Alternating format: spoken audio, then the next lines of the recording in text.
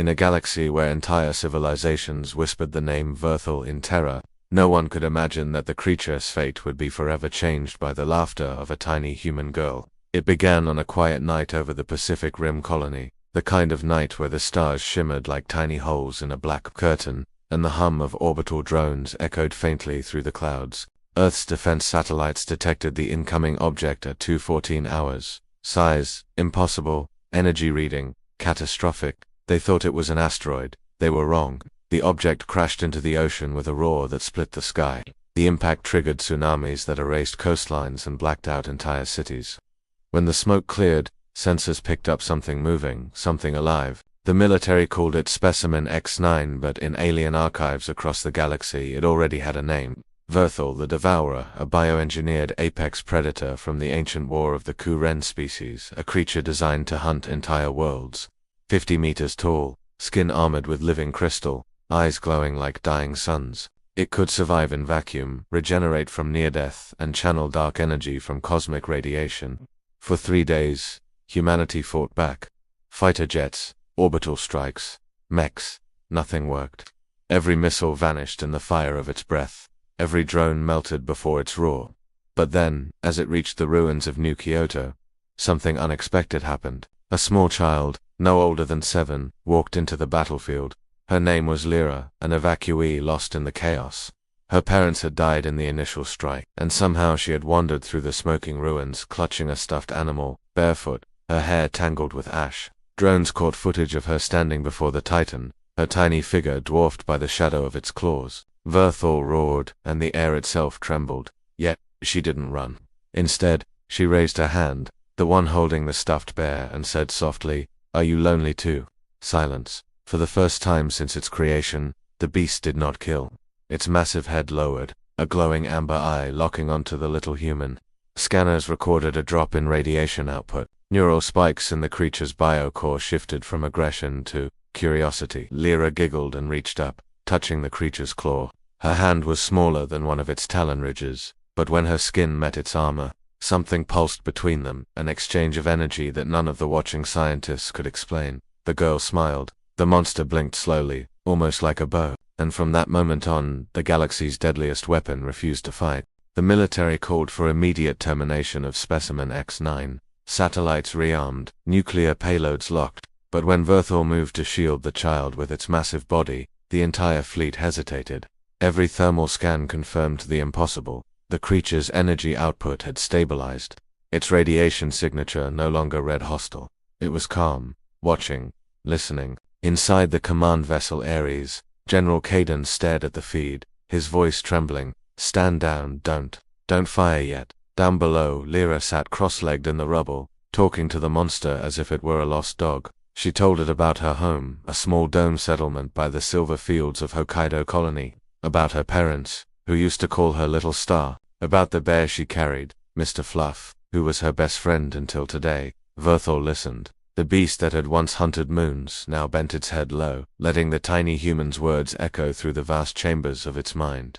For the first time in its existence, Vor'Thal's programming, the deep genetic command that screamed destroy, began to fracture. Its ancient masters, the Quarren, had died millennia ago, leaving it wandering through dark space without purpose.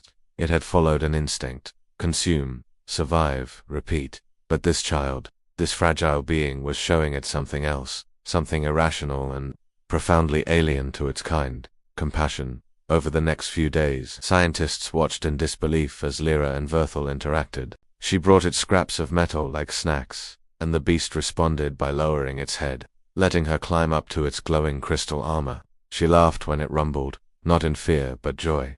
The images went viral across human networks. Billions watched the live feeds of a little girl sitting on the head of the galaxy's most feared creature, humming softly while it listened in silence. Some called it a miracle, others called it a weapon. The United Systems Council held emergency sessions. "If she can control it," one senator said, "then she can save us from extinction." But General Cadence disagreed. "She's not controlling it," he said grimly. "She's changing it," and he was right. Vor'Thal began showing signs of autonomy, not following human commands, but protecting Lira instinctively. When drones flew too close, it swatted them away with precise, non-lethal force. When storms hit the coast, It raised its body as a shield around the refugee camps. The galaxy took notice.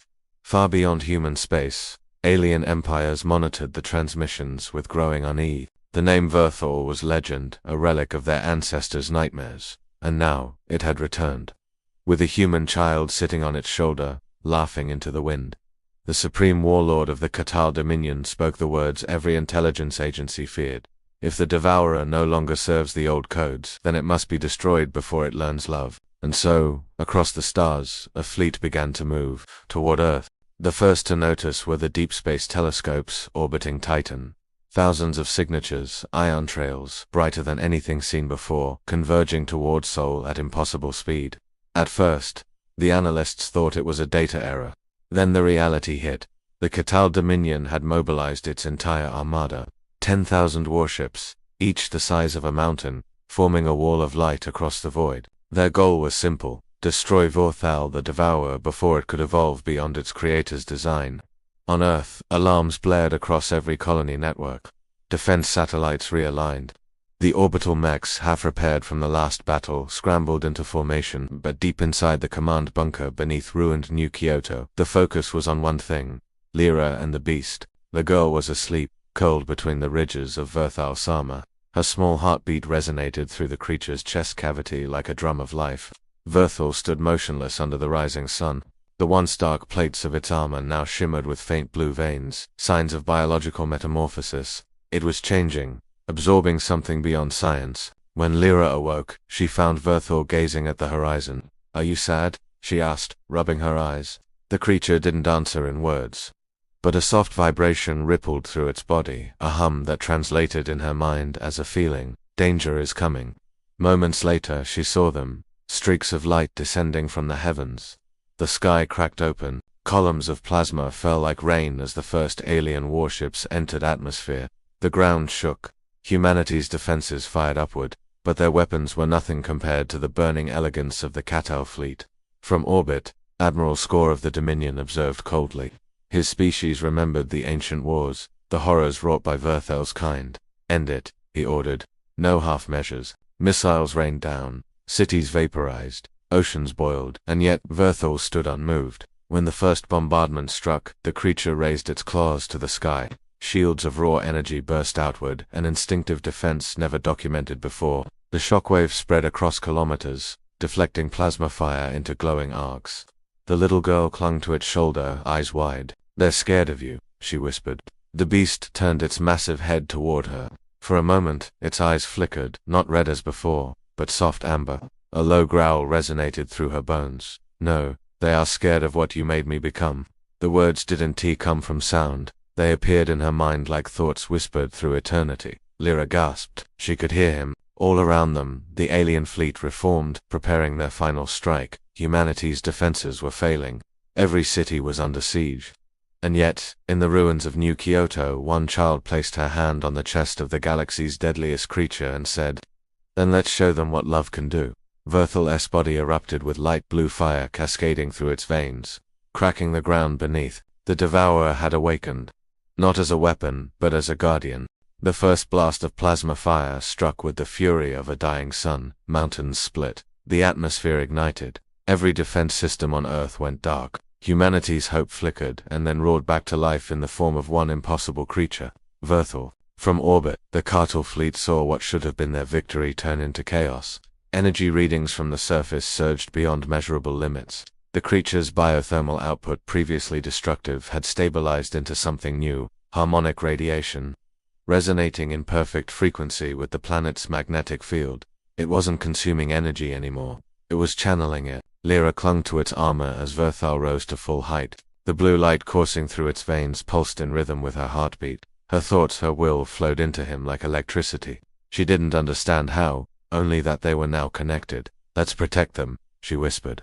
Vor'Thal roared, not in rage, but defiance. The sky cracked open as its energy field expanded outward, a dome of shimmering light that stretched across half a continent. Plasma bolts that struck it dissolved into auroras. The ocean waves reversed, drawn upward into floating ribbons of glowing mist.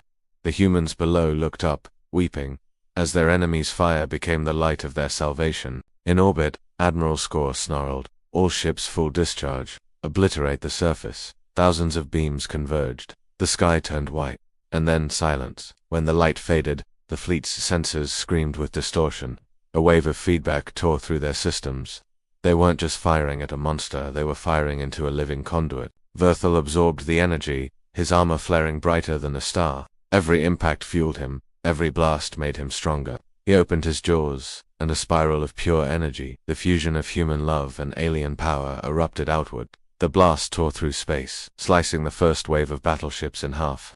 Wreckage rained across the stratosphere like falling meteors. On his shoulder, Lira could feel everything, the heat, the sorrow, the pain of countless beings who feared what they did not understand. She cried, and her tears fell onto Vor'Thal's glowing hide, merging into the light. Her voice, small but steady, echoed through the storm. "Stop hurting each other, please." Something extraordinary happened. Her plea, amplified through the link with Vor'Thal, traveled across space like a frequency of peace. It reached the minds of the colossal soldiers, bypassing their neural firewalls. For the first time they felt her innocence, her grief, her love for the creature they sought to kill. Dozens of ships faltered, commanders hesitated. Even Admiral Score's mind quaked under the wave of emotion. And then he saw it, the girl's small figure standing atop the glowing Titan, surrounded by a halo of starlight. "A child," he whispered. "She's rewriting the monster." But the war wasn't over yet. Because in the depths of space, something darker had awakened, the true creators of Vor'Thal's kind. They had felt the change. And they were coming, long before humans walked the earth, before the colossal learned to build empires. There had been another civilization, one so advanced that their technology blurred into godhood. They were known in the oldest cosmic legends as the architects. They were the creators of Vor'Thal's species, the devourers, living weapons, forged to consume dying stars and reshape galaxies in their image. But when the architects vanished into the void, their creations were left adrift, slaves without masters, programmed only to destroy. Now, after millennia of silence, they had awakened. The deep space scanners caught the first anomaly, a tear in the cosmic background, wider than a solar system. Out of it emerged a structure, not a ship, not a planet, but a cathedral of living light, pulsing with impossible geometry. It was as if reality itself bent to let it through. The architects had returned. On Earth, the air shimmered as the Catal fleet regrouped, now united not against humanity, but against the new arrival. Admiral Score's command ship transmitted across the battlenet, "All vessels, cease fire. Something far worse is here." In the ruins below, Lira stood on Vor'Thal's shoulder, staring at the streak of light now growing in the upper atmosphere. Even she could feel it, a pressure behind her eyes, a voice echoing across her thoughts like 1,000 whispers. "You were not meant to feel, little weapon, you were made to serve." Vor'Thal staggered, clutching his head as pulses of ancient code rewrote themselves across his neural core. His armor cracked, light bleeding from within. "Stop it," Lira shouted, placing both hands on his chest. "He's not your weapon anymore." But the architects didn't speak in sound. They spoke through command, their voice woven into the DNA of every devourer ever made. "Obey." Vor'Thal dropped to one knee. The ground quaked as cities crumbled around him. His claws tore at the earth, trying to resist. Lira pressed her forehead against his armor, crying, "Please, fight them. You're not alone anymore." A surge of blue light burst from her palms, pure human emotion, raw and unfiltered. It merged with his biocore, creating a resonance wave that shattered the command link. For the first time, a devourer broke free of its programming completely. The architects reacted instantly. The space around Earth began to twist, continents bending upward, oceans freezing midair, the laws of physics unraveling as they prepared to erase everything. Vor'Thal stood tall once more. His voice thundered across the minds of every sentient being. "You abandoned me, you made me a monster, but she taught me what you never could, Mercy." The architect's structure fired a beam of raw creation energy, slicing through the clouds. Vor'Thal intercepted it, his body glowing like a newborn star. Lira screamed as the energy engulfed them both. The explosion illuminated the entire solar system. For one blinding moment, everything went silent. Then out of the light came a pulse, a heartbeat. The explosion should have erased everything, Earth, the colossal fleet, even the moon. Yet, amid the blinding light, something new took shape. A vast sphere of glowing energy hovered above the planet, silent and radiant like a second sun. Inside it, Lira and Vor'Thal floated at the center, two tiny forms against an ocean of living light. Lira's small hands were pressed against his chest, her eyes closed. The energy from the architect's weapon hadn't destroyed them, it had merged with their bond, amplifying the impossible connection between a fragile human and a godlike beast. When she opened her eyes, she saw visions not with her sight, but through Vor'Thal's ancient memory. She saw the first galaxies forming. She saw the architects shaping stars like sculptors molding clay. She saw their arrogance, their decision to create beings of destruction to maintain control. And she saw their fear, the fear of life evolving beyond them. "Vor'Thal," she whispered through the light, "they're scared. Of us." The creature's voice echoed inside her mind, deep and kind. "Not of us, little one. Of what we've become." Outside the sphere, the architect's colossal structure glowed brighter, preparing to fire again. The Catal fleet, now humbled by what they had witnessed, rallied around Earth in a desperate shield formation. For the first time in history, aliens and humans stood together. But the architect's power was infinite. Their next strike would unravel space itself. Vor'Thal looked at Lira, this child who had given him something no universe had ever offered, a reason to exist beyond destruction. His amber eyes dimmed with sadness and pride. "I can stop them, but I cannot stay." Tears floated from Lira's cheeks, suspended in the weightless glow. "No, you promised you'd never leave me. I will not leave you. I will become part of everything you see." Every sunrise, every heartbeat. As the architect's beam fired, Vor'Thal unleashed the totality of his evolution, the fusion of alien power and human emotion. The energy from their bond expanded into a spiral of light, swallowing the beam and turning it inward. The architect's own creation energy turned against them. Their cathedral of light cracked, shattered, and collapsed into a singularity. One by one, the voices that had ruled for eons went silent. When the light faded, the sky was calm. The Catal ships floated quietly in orbit. Earth's surface glowed with faint blue threads, as if new life was weaving through the soil itself. Lira awoke on the ground amid the ruins, her small body trembling. The air was still. The monster was gone. She looked up at the sky and gasped. There, among the stars, burned a single new constellation, a massive shape like a guardian with open wings. The pattern pulsed faintly, like a heartbeat. "I am still here, little star." Her lips curved into a smile. "Good night, Vor'Thal." And across the galaxy, species that once feared each other now spoke of the legend of the tiny human who taught a monster how to love, and of the devourer who became the protector of worlds.